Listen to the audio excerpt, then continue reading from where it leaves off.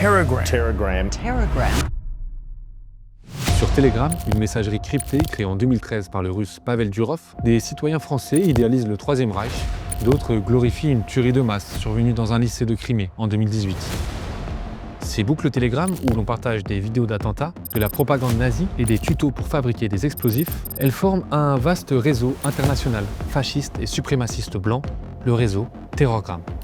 Telegram. En France, depuis 2017, les services antiterroristes ont déjoué plus d'une dizaine d'attentats liés à l'extrême droite. Le parquet national antiterroriste a ouvert 20 informations judiciaires en lien avec des violences d'extrême droite. Une menace qui s'organise souvent sur la messagerie cryptée Telegram.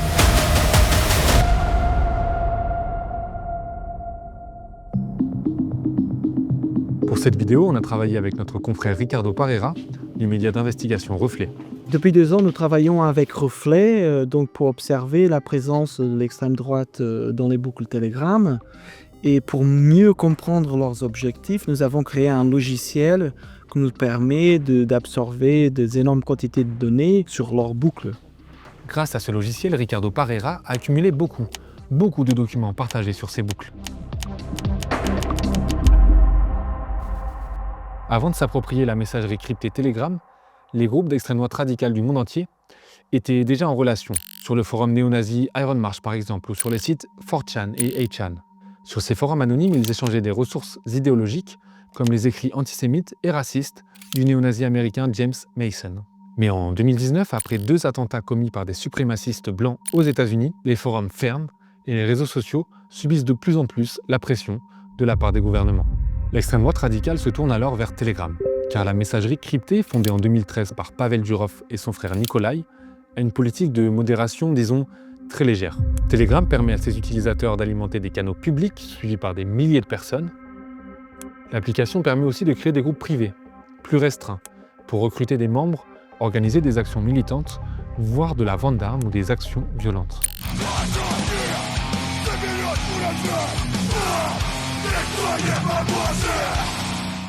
À la fin des années 2010, une galaxie de boucles brunes se forme sur Telegram.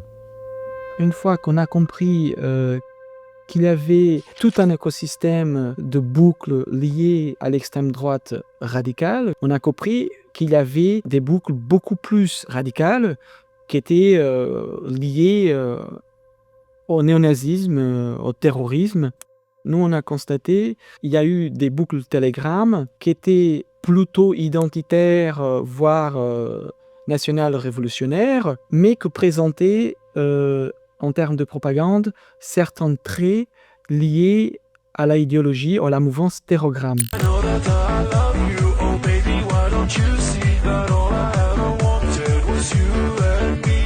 Terrorgram, c'est un réseau décentralisé de boucles Telegram qui propage l'idéologie accélérationniste. À l'extrême droite, la mouvance accélérationniste estime que la civilisation occidentale est en déclin et qu'il faut précipiter son effondrement par l'action violente, comme le sabotage, ce qui entraînerait des coupures électriques, des pénuries, des pertes financières, en somme une crise économique et sociale qui mènerait au chaos total et à l'accession au pouvoir d'un groupe néo-nazi. À l'étranger, plusieurs journalistes et chercheurs signalent la menace, comme ce rapport du King's College London de 2024. Les canaux Terrorgram sont néofascistes par leur orientation idéologique et partagent régulièrement des instructions et des manuels sur la façon de commettre des actes de violence à motivation raciale et des actes de terrorisme contre les autorités et les gouvernements. Début 2025, la télé américaine alerte aussi sur le danger Terrorgram. Militant accelerationists are neo-Nazis who want to use terror and violence to bring down our government. Résultat, ces derniers mois, l'Angleterre, les États-Unis et l'Australie ont inscrit Terrorgram sur leur liste d'organisations reconnues comme terroristes. Dès 2021, les Anglais et les Australiens y avaient déjà inscrit les organisations néo-nazies de Base et l'Atomwaffen Division, dont la propagande inonde encore Terrorgram.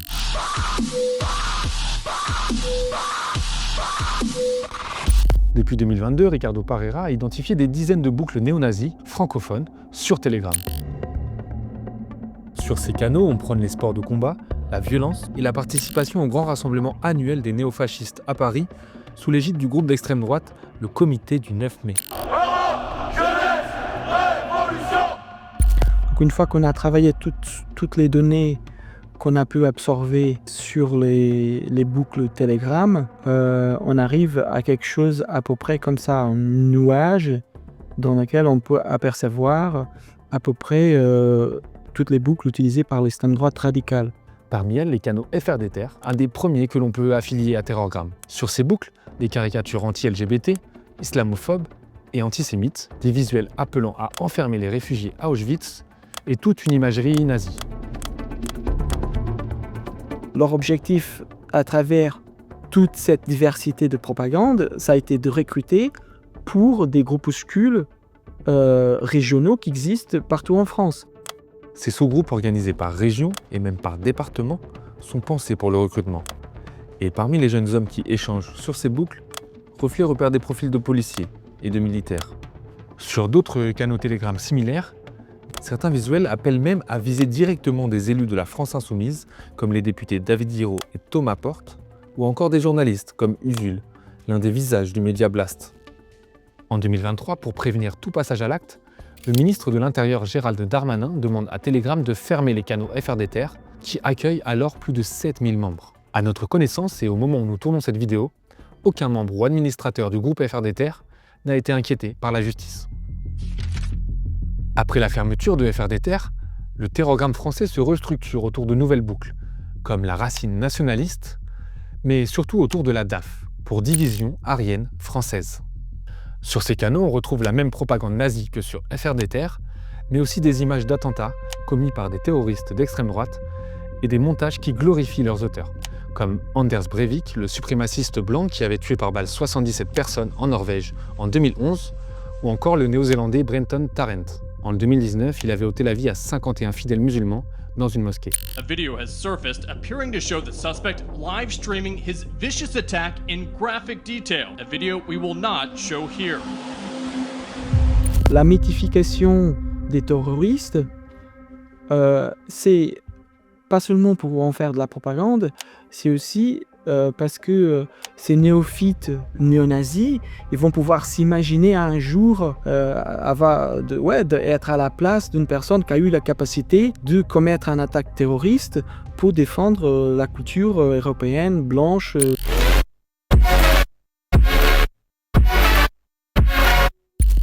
Début 2024, Ricardo Parreira infiltre le canal de la division aryenne française. Le groupe était notamment administré par un jeune de 19 ans, Théo M. Auto-surnommé Panzer, du nom du célèbre char allemand, il avait participé à collecter les coordonnées de plus de 1800 militants et personnalités publiques ou avocats marqués à gauche. En juin 2024, à la veille des JO de Paris, Théo M menace de s'en prendre à Minima Gesté, une drag queen qui doit porter la flamme olympique quelques semaines plus tard.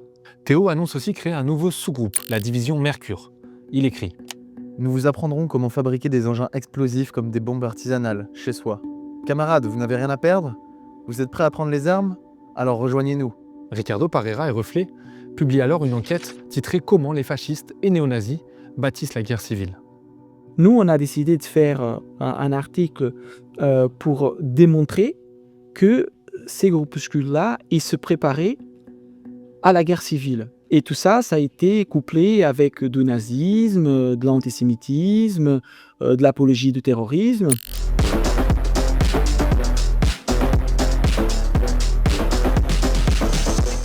Épinglés par Reflet, Théo et ses comparses vont répondre à Ricardo Parreira par des menaces de mort directement sur le canal Telegram. Du calme, Ricardo, ça va bien se passer. Nous aurons bientôt les informations pour te rendre une petite visite de courtoisie. Ricardo, on va le shooter en premier. Bien évidemment que je ne peux pas dire que j'étais pas touché par ça. Et d'ailleurs, j'ai porté plusieurs plaintes. Et il y a eu aussi Reporters sans frontières qui m'a apporté son soutien. Ça m'a permis, d'une certaine façon, de continuer à faire mon travail. Le 17 juillet 2024, la SDAT, la sous-direction antiterroriste, arrête Théo M. Il est condamné à 2 ans de prison ferme pour menace de mort en raison de l'origine et diffusion de procédés permettant la fabrication d'engins de destruction. Quelques jours plus tard, le canal Division Aryenne Française est fermé. Un des membres actifs appelle alors à rejoindre un nouveau groupe. 1 an plus tard, en juillet 2025, c'est dans un autre groupe, National Socialiste FR, que l'on retrouve des tutoriels pour fabriquer des armes et des explosifs.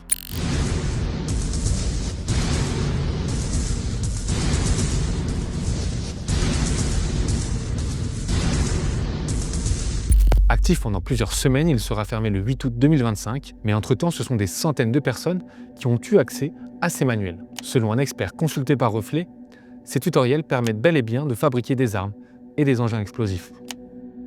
Grâce aux données accumulées par Reflet, on sait que les membres des canaux Telegram infiltrés partagent un imaginaire, des concepts et des obsessions avec des responsables politiques et des élus d'extrême droite, comme la théorie complotiste du grand remplacement ou la croyance en l'avènement d'une guerre civile raciale que Marion Maréchal Le Pen ou Éric Zemmour présentent comme inéluctable. Je pense que quand on a deux peuples qui s'érigent sur le même sol, on court inéluctablement à la guerre civile. Je veux dire, demain, parce qu'on parle souvent de cette menace de guerre civile, qui, moi, je pense, n'est pas un fantasme. Je veux dire, demain, il y a une guerre civile en France, on la gagne. Non, mais je veux dire que les choses soient dites. Le 24 août 2024, le patron de Telegram, Pavel Durov, devenu entre-temps franco-russe, était arrêté au Bourget par les autorités françaises. La police interpelle un passager tout juste descendu de son jet privé. Son nom, Pavel Durov, le fondateur et PDG de la messagerie chiffrée Telegram. Il est mis en examen pour 12 chefs d'inculpation. La plupart relèvent d'un manque de modération et d'un manque de coopération de la plateforme avec la justice. Dans la foulée, Telegram a accepté de durcir sa modération et de collaborer davantage avec la justice française. Nous avons été clairs sur le fait que les adresses IP et les numéros de téléphone de ceux qui enfreignent nos règles peuvent être transmis aux autorités compétentes après demande judiciaire. Le 12 novembre 2025, la patronne de la DGSI ne semble pourtant toujours pas satisfaite de cette coopération. Le travail avec les plateformes dans l'ensemble a été construit parfois par des dispositifs contraignants législatifs, d'autres Telegram par exemple. C'est pas le meilleur exemple. C'est pas le meilleur exemple qui soit. Plus d'un an après l'arrestation du jeune néo-nazi Théo M, il est toujours extrêmement facile d'accéder à des boucles fascistes et accélérationnistes sur Telegram. L'extrême droite radicale et son pendant le plus extrême, le réseau Terrorgram, peut continuer à y prospérer au risque de radicaliser toujours plus de jeunes Français.